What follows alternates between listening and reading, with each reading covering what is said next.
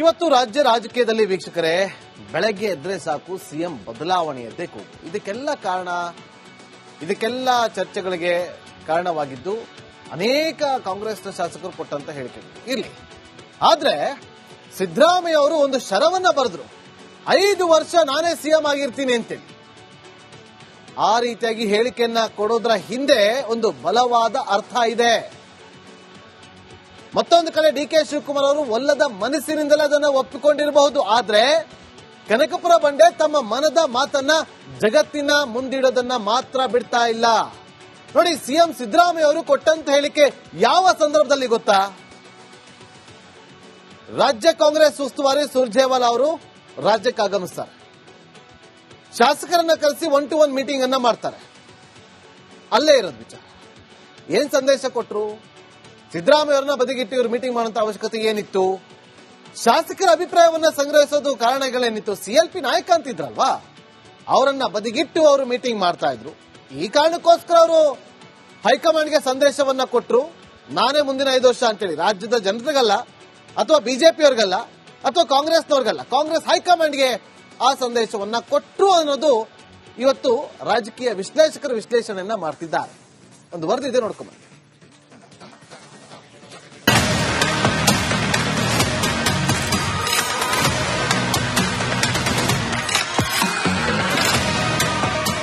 DK Shivakumar ಜೇಬಲ್ಲಿ ನಯ ಪೈಸೆ ಇಲ್ಲದೆ ಬೆಂಗಳೂರಿಗೆ ಬಂದು ರಾಜಕೀಯದಲ್ಲಿ ಬೆಳೆದು ದೇವೇಗೌಡರಂತಹ ಮಹಾನ್ ನಾಯಕನ ವಿರುದ್ಧ ಮೊದಲ ಚುನಾವಣೆ ಎದುರಿಸಿ 2ನೇ ಚುನಾವಣೆಯಲ್ಲಿ ಮಣಿಸಿ ಒಕ್ಕಲಿಗರ ಏಕಮೇಯ ನಾಯಕನಾಗೋ ಕನಸು ಕಾಣುತ್ತಾ ಕೋಟಿ ಕೊಪ್ಪರಿಗೆ ಮೇಲೆ ಕೂತು ಕರ್ನಾಟಕದ ಉಪಮುಖ್ಯಮಂತ್ರಿಯಾಗಿರೋ ಯಶಸ್ವಿ ನಾಯಕನ ಮುಂದಿರೋ ಗುರಿ ಮುಖ್ಯಮಂತ್ರಿ ಕುರ್ಚಿ. ಆದ್ರೆ ಸವಾಲು ಅಂತ ಇರೋದು ಸಿದ್ದು ಅಂಡ್ ಪಟಾಲ. ಪ್ರಯತ್ನ ವಿಫಲ ಆದರೂ ಪ್ರಾರ್ಥನೆ ವಿಫಲ ಆಗಲ್ಲ. ವಿರೋಧಿ ಪಾಳ್ಯಕ್ಕೆ ಡಿಕೆ ಶಿವಕುಮಾರ್ ಪಂಚ್. ಕನಕಪುರದ ಬಂಡೆಗೆ ರಾಜಕೀಯ ಪಟ್ಟುಗಳೆಲ್ಲ ಗೊತ್ತು. ಸಿದ್ದರಾಮಯ್ಯ ನಾನೇ 5 ವರ್ಷ ಸಿಎಂ ಎಂದಾಗ ಹೌದಪ್ಪ ಹೌದು ಅಂತ ಒಲ್ಲದ ಮನಸ್ಸಿನಲ್ಲಿ ಹೇಳಿದ್ದ ಡಿಕೆ ಶಿವಕುಮಾರ್ ಕೊನೆಗೂ ಮನದಲ್ಲಿದ್ದ ಮಾತನ್ನ ಮಾರ್ಮಿಕವಾಗಿ ಜಗತ್ತಿನ ಮುಂದೆ ಬಿಚ್ಚಿಟ್ಟಿದ್ದಾರೆ. ಆಷಾಢ ಹಿನ್ನೆಲೆಯಲ್ಲಿ ಮೈಸೂರಿನ ಚಾಮುಂಡಿ ಬೆಟ್ಟಕ್ಕೆ ಡಿಕೆ ಶಿವಕುಮಾರ್ ಭೇಟಿ ನೀಡಿದ್ರು. ನಾವು ಗೊತ್ತಲ್ಲ ಮಾಧ್ಯಮದವರು, ಏನ್ ಸರ್ ಸಿಎಂ ರೇಸ್ನಿಂದ ಹೊರಬಿದ್ರ ಎಂದು ಕೇಳಿದ್ವಿ. ಆಗ ಡಿಕೆಶಿ ಕೊಟ್ಟ ಉತ್ತರ ಹೀಗಿತ್ತು: ಪ್ರಯತ್ನ ವಿಫಲ ಆದ್ರೂ ಪ್ರಾರ್ಥನೆ ವಿಫಲ ಆಗುದಿಲ್ಲ ಅನ್ನೋದು ನನ್ನ ನಂಬಿಕೆ. ನನಗೇನೇನು ಬೇಕೋ ಪ್ರಾರ್ಥನೆ ಮಾಡಿದ್ದೇನೆ. ಪ್ರಯತ್ನ ವಿಫಲ ಆದ್ರೂ ಪ್ರಾರ್ಥನೆ ವಿಫಲ ಆಗುದಿಲ್ಲ ಅನ್ನೋದು ನನ್ನ ನಂಬಿಕೆ. ನನಗೇನೇನು ಬೇಕೋ ಪ್ರಾರ್ಥನೆ ಮಾಡಿದ್ದೇನೆ. ಖರ್ಗೆ ಬುದ್ಧಿ ಹೇಳಿದ್ದಕ್ಕೆ ಸುಮ್ಮನಾಗಿದ್ದೇನೆ. ಬಂಡೆ ಬಾಯಿಗೆ ಬೀಗ ಹಾಕಿದ್ದ ಹೈಕಮಾಂಡ್ ನನಗೆ ಏನು ಬೇಕು ಅನ್ನೋದನ್ನ ದೇವರ ಬಳಿ ಪ್ರಾರ್ಥನೆ ಮಾಡಿದ್ದಾರೆ. ಮಲ್ಲಿಕಾರ್ಜುನ ಖರ್ಗೆ ನಮಗೆ ಬುದ್ಧಿವಾದ ಹೇಳಿದ್ದಾರೆ. ಹೈಕಮಾಂಡ್ ಕೂಡ ಕೆಲ ವಿಚಾರದ ಕುರಿತು ಚರ್ಚೆ ಮಾಡಿದೆ. ದೇವಸ್ಥಾನದಲ್ಲಿ ರಾಜಕೀಯ ಚರ್ಚೆ ಬೇಡ ಅಂದ್ರು ಡಿಕೆ ಶಿವಕುಮಾರ್. ಸಿದ್ದರಾಮಯ್ಯ 5 ವರ್ಷ ಆಗ್ತಾರೆ ಅನ್ನೋ ಚರ್ಚೆಗಳು ನಡೀತಾ ಸರ್. ಈ ಮಧ್ಯೆ ನೀವು ರೇಸಿಗೆ ಹೊರಬಿದ್ರ ಸರ್ ಅಂತ. ಯಾವ ಚರ್ಚೆನೂ ಬೇಡ. ಈಗ ಇಲ್ಲಿ ರಾಜಕೀಯ ಮಾತಾಡಕ್ಕೆ ನಾನು ಬಂದಿಲ್ಲ. ರಾಜ್ಯಕ್ಕೆ ಒಳ್ಳೇದಾಗ್ಲಿ. ಮಲ್ಲಿಕಾರ್ಜುನ ಖರ್ಗೆ ಅವರು ನಮ್ಮ ಕಾಂಗ್ರೆಸ್ ಪಕ್ಷದ ಅಧ್ಯಕ್ಷರು. ಅವರು ನಮ್ಮೆಲ್ಲರೂ ಕೂಡ ಬುದ್ಧಿವಾದ ಹೇಳಿದ್ದಾರೆ, ಸಂದೇಶ ಹೇಳಿದ್ದಾರೆ.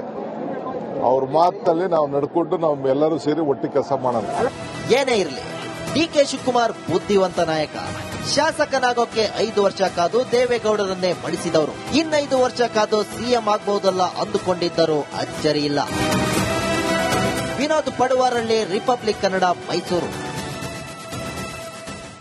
ಇವತ್ತು ರಾಜ್ಯ ರಾಜಕೀಯದಲ್ಲಿ ವೀಕ್ಷಕರೇ ಬೆಳಗ್ಗೆ ಎದ್ರೆ ಸಾಕು ಸಿಎಂ ಬದಲಾವಣೆಯದ್ದೇ ಕೂಗು.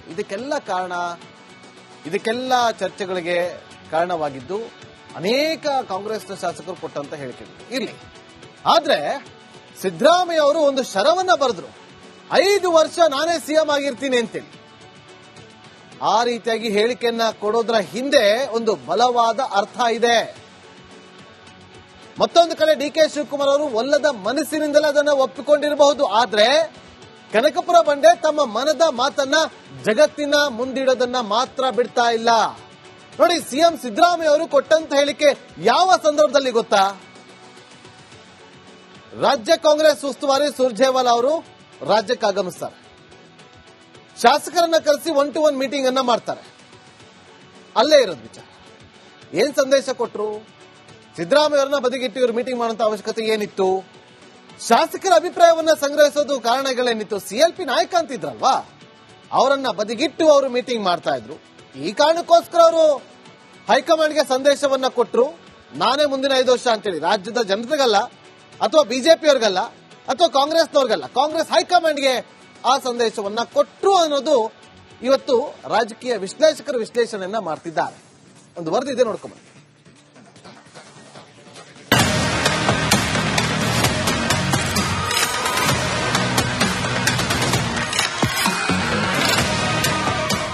ಡಿಕೆ ಶಿವಕುಮಾರ್ ಜೇಬಲ್ಲಿ ನಯ ಪೈಸೆ ಇಲ್ಲದೆ ಬೆಂಗಳೂರಿಗೆ ಬಂದು ರಾಜಕೀಯದಲ್ಲಿ ಬೆಳೆದು ದೇವೇಗೌಡರಂತಹ ಮಹಾನ್ ನಾಯಕನ ವಿರುದ್ಧ ಮೊದಲ ಚುನಾವಣೆ ಎದುರಿಸಿ 2ನೇ ಚುನಾವಣೆಯಲ್ಲಿ ಮಣಿಸಿ ಒಕ್ಕಲಿಗರ ಏಕಮೇಯ ನಾಯಕನಾಗೋ ಕನಸು ಕಾಣುತ್ತಾ ಕೋಟಿ ಕೊಪ್ಪರಿಗೆ ಮೇಲೆ ಕೂತು ಕರ್ನಾಟಕದ ಉಪಮುಖ್ಯಮಂತ್ರಿಯಾಗಿರೋ ಯಶಸ್ವಿ ನಾಯಕನ ಮುಂದಿರೋ ಗುರಿ ಮುಖ್ಯಮಂತ್ರಿ ಕುರ್ಚಿ. ಆದ್ರೆ ಸವಾಲು ಅಂತ ಇರೋದು ಸೀತು ಅಂಡ್ ಪಟಾಲ. ಪ್ರಯತ್ನ ವಿಫಲ ಆದರೂ ಪ್ರಾರ್ಥನೆ ವಿಫಲ ಆಗಲ್ಲ.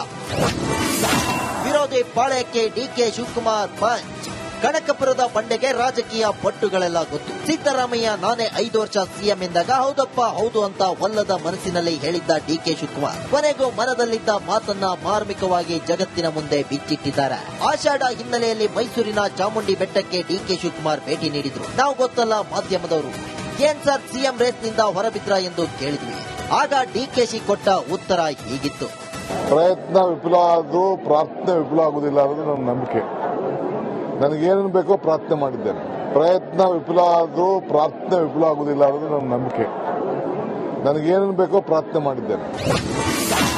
ಖರ್ಗೆ ಬುದ್ಧಿ ಹೇಳಿದ್ದಕ್ಕೆ ಸುಮ್ಮನಾಗಿದ್ದೇನೆ. ಬಂಡೆ ಬಾಯಿಗೆ ಬೀಗ ಹಾಕಿದ್ದ ಹೈಕಮಾಂಡ್.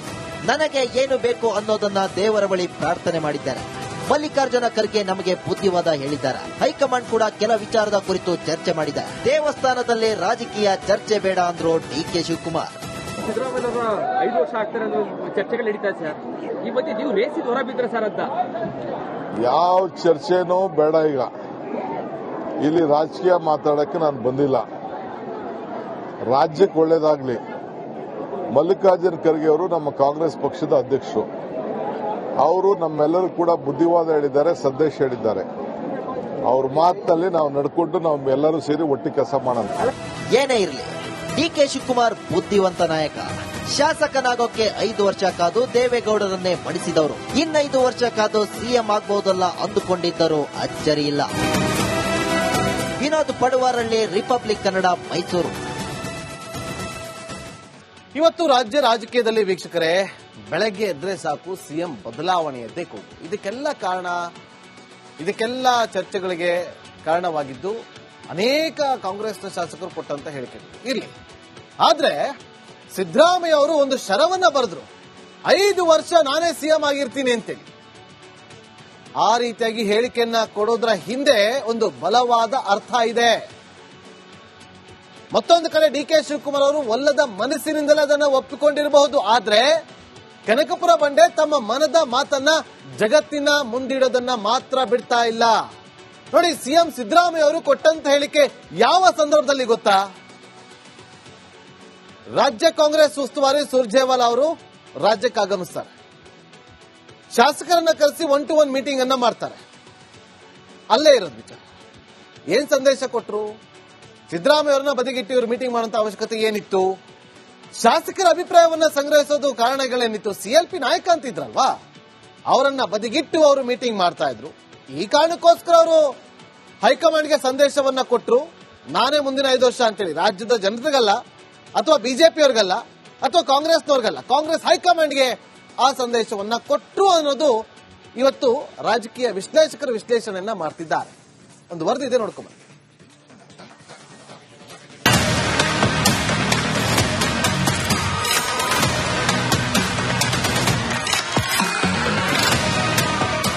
ಡಿಕೆ ಶಿವಕುಮಾರ್ ಜೇಬಲ್ಲಿ ನಯ ಪೈಸೆ ಇಲ್ಲದೆ ಬೆಂಗಳೂರಿಗೆ ಬಂದು ರಾಜಕೀಯದಲ್ಲಿ ಬೆಳೆದು ದೇವೇಗೌಡರಂತಹ ಮಹಾನ್ ನಾಯಕನ ವಿರುದ್ಧ ಮೊದಲ ಚುನಾವಣೆ ಎದುರಿಸಿ 2ನೇ ಚುನಾವಣೆಯಲ್ಲಿ ಮಣಿಸಿ ಒಕ್ಕಲಿಗರ ಏಕಮೇಯ ನಾಯಕನಾಗೋ ಕನಸು ಕಾಣುತ್ತಾ ಕೋಟಿ ಕೊಪ್ಪರಿಗೆ ಮೇಲೆ ಕೂತು ಕರ್ನಾಟಕದ ಉಪಮುಖ್ಯಮಂತ್ರಿಯಾಗಿರೋ ಯಶಸ್ವಿ ನಾಯಕನ ಮುಂದಿರೋ ಗುರಿ ಮುಖ್ಯಮಂತ್ರಿ ಕುರ್ಚಿ.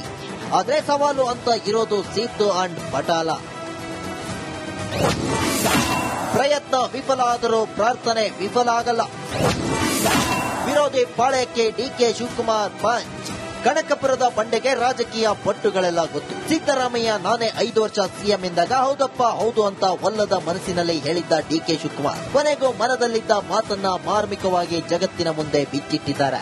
ಆಷಾಢ ಹಿನ್ನೆಲೆಯಲ್ಲಿ ಮೈಸೂರಿನ ಚಾಮುಂಡಿ ಬೆಟ್ಟಕ್ಕೆ ಡಿಕೆ ಶಿವಕುಮಾರ್ ಭೇಟಿ ನೀಡಿದ್ರು. ನಾವು ಗೊತ್ತಲ್ಲ ಮಾಧ್ಯಮದವರು, ಏನ್ ಸರ್ ಸಿಎಂ ರೇಸ್ನಿಂದ ಹೊರಬಿದ್ರ ಎಂದು ಕೇಳಿದ್ವಿ.